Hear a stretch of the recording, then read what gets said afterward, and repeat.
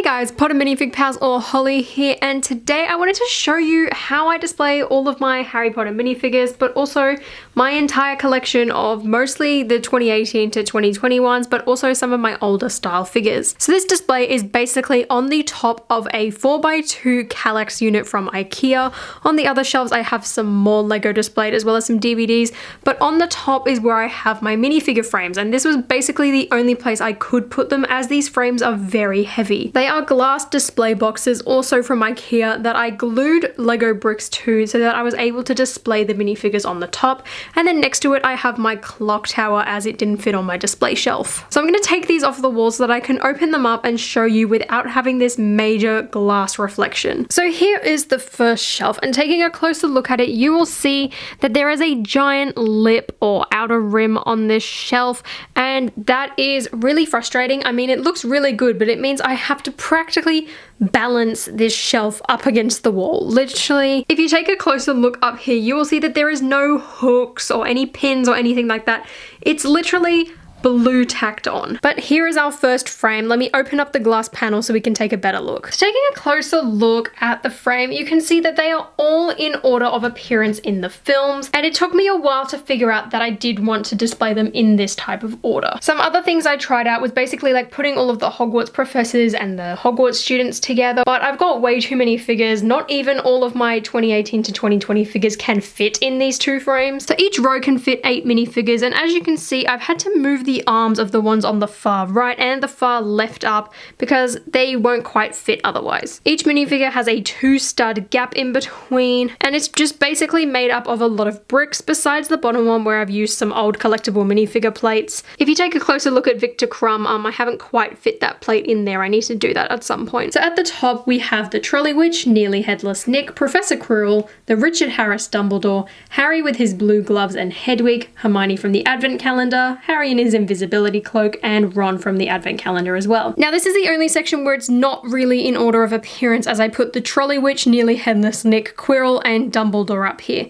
They're all kind of mismatched, but I didn't want to have Quirrell right up against the edge. I feel like he looks too good to be shoved up there. The second row we only have one Philosopher's Stone figure, and that is Harry from the Advent Calendar, and then we move on to the Chamber of Secrets with Vernon, Petunia, Dudley, Dobby, Harry, Ron, and Neville from the CMF series. You'll also notice that Harry and Ron have their alternate faces showcased, and I did this because I wanted to show them off, and I feel like in this scene they were crashing into the Whomping Willow. It's the perfect time to do it. I've also got sleeping Neville holding his mandrake. Down the bottom we have Ron and Harry from Aragog's Lair, as well as the Hogwarts Express set. However, these outfits were from the Chamber of Secrets, which is why I've put them here. You'll also notice I have 2 gaps for 2 figures, and there are 2 gaps here. One is for the CMF Myrtle, which is rumoured / leaked / waiting to be confirmed, and the other is for Tom Riddle, which comes in the visual dictionary. I've pre-ordered that book, and then turns out it's not actually being released in Australia till September, which is a real shame. Next we have CMF Dobby with Tom Riddle's diary, and then we have the start of the Prisoner of Azkaban set of figures with Ernie Prang, Stan Shunpike, and an inaccurate sized Hermione. I have bought her proper hair and some tan midi legs so that I can convert this figure to make her match, but I haven't got her face yet, which is why she's still here. On the next level we have some of my favorite figures out of the entire collection: Lupin, a Dementor, Professor Trelawney, Boggart Snape, Harry, Ron, Hermione in their Prisoner of Azkaban outfits, and Sirius Black. To attach the Dementor, since these bricks are only 2 studs wide, I had to add a 1x2 to the front, which I've just blue tacked to the front of that brick there,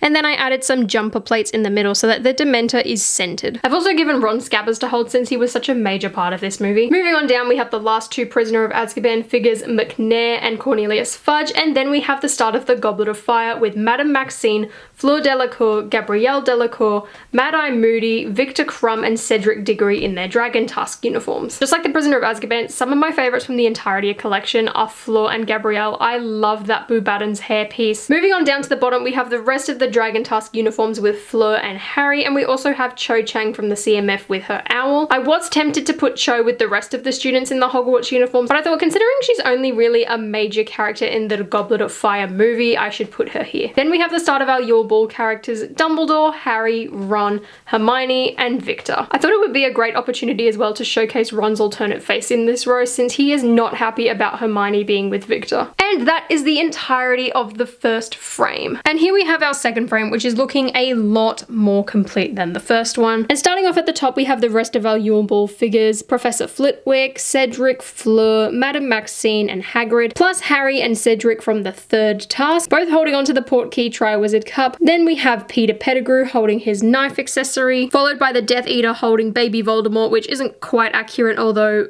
Peter Pettigrew does not have enough hands for that. And then we have Voldemort. You'll also notice I have a second Mad-Eye Moody figure with his face turned around to be Barty Crouch, and I purely did that because I wanted to have both figures on display rather than just one. I only bought him recently, actually. He's quite a new addition. We then have our Order of the Phoenix figures, starting off with the Bricktober Umbridge, Harry, Hermione, and Luna from the Room of Requirement, as well as Harry from the Forbidden Forest. Now, the only reason I've got Harry, Hermione, and Luna in their uniforms for this scene is because these were directly taken from that scene where they're learning how to do the Patronus charm. I feel like every other Hogwarts uniform is kind of seen everywhere else, and it doesn't really represent a specific part of the movie. The next row down, we have the Forbidden Forest Umbridge screaming for her life with her hands up in the air. We have Hermione as well from that set with her alternate face. We have CMF Luna, we have Bricktober Slughorn, we have Draco Malfoy, who is also the only other Hogwarts student in his uniform. We've then got Ron and Lavender Brown and Harry from his Slug Club drapes. And then we have his date Luna to start off our next row, followed by Slughorn, Hermione, Neville holding his tray, Tonks, Ron, Arthur, and Molly. And that's where all of the figures from specific movies stop. I could have definitely put Bellatrix and Finrod Greyback and Ginny and Voldemort from the CMF series. However, I didn't have enough to fill up the rest of these two rows at the moment, so I've just put them in a plastic bag, and I'm going to make another frame, and hopefully I'll be able to fit all my figures in frames then. So because of this, the next row down, we have all of our Hogwarts professors.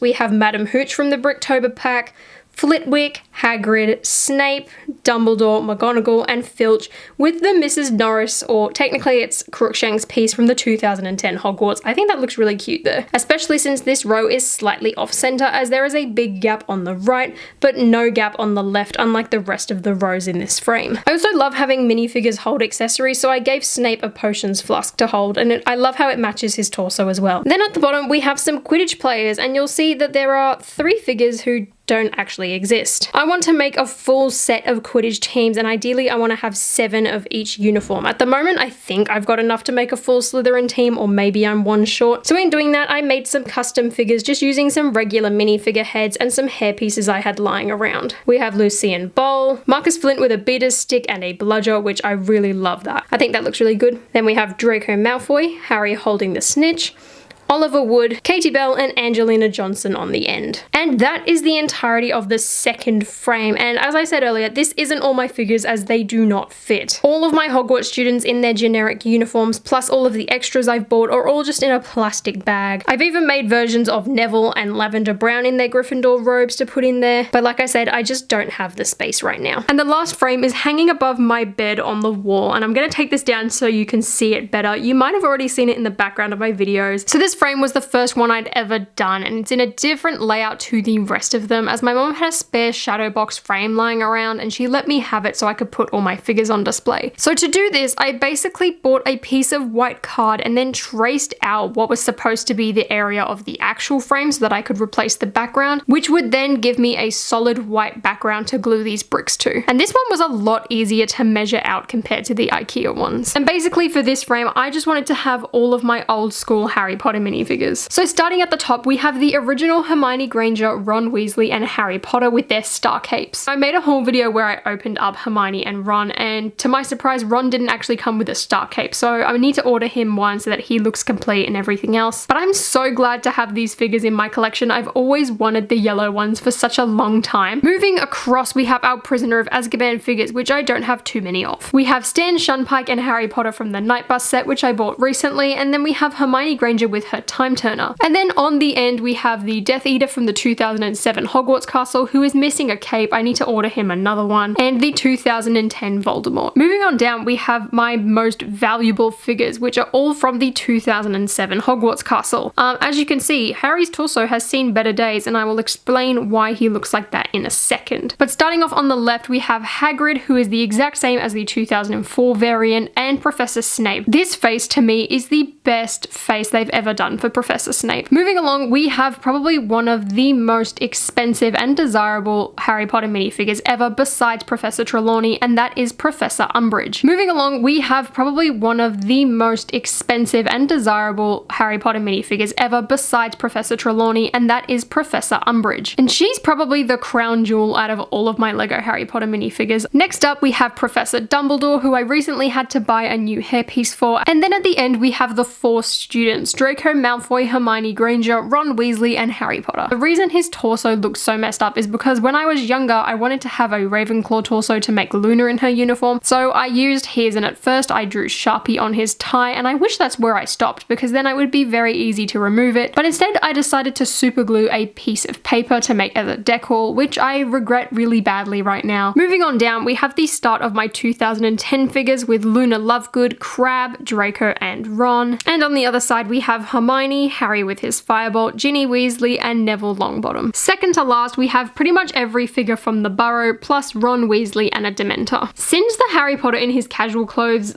are pretty much the same, I just put the one with the grey legs on, and then I've put the one with the black legs in storage as I don't have space for every single figure. And we're just going to take a moment here to appreciate how much more detailed and how much better this version of Molly and Bellatrix look. Then we have Finn Rear Greyback and just one Dementor. I've got one Dementor who's like kind of got a chip on the bottom of his base there, so he's in storage. And then at the very bottom we have the Hogwarts professors. So we've got Professor Lupin, we've got Flitwick, we've got Hagrid, Snape, we've got Professor Dumbledore, Professor McGonagall, Professor Sprout, and Filch. And he doesn't have Mrs. Norris this time as the cat is in the other frame. So that is this frame, and the reason all of my old figures are in this style of frame in particular is because I don't need to ever open it. I've put all of the newer figures in those display cabinets because I can open up the door and it makes it really easy. So that is the entirety of my Harry Potter minifigure display. This definitely isn't my entire collection. I've got an entire storage container full of them. I've got like bagged up duplicates. I've got bags of figures that I just haven't put on display. I've got another container next to me, but I'm just happy at least I get to have some of them on display, and because they're behind glass, they're not getting dusty, which is the best part. These frames were also very simple to make, so if you'd like me to teach you how I made them, let me know in the comments below and I will make a video on that. If you enjoyed this video, please give me a thumbs up and consider subscribing down below, and until then, I'll see you later.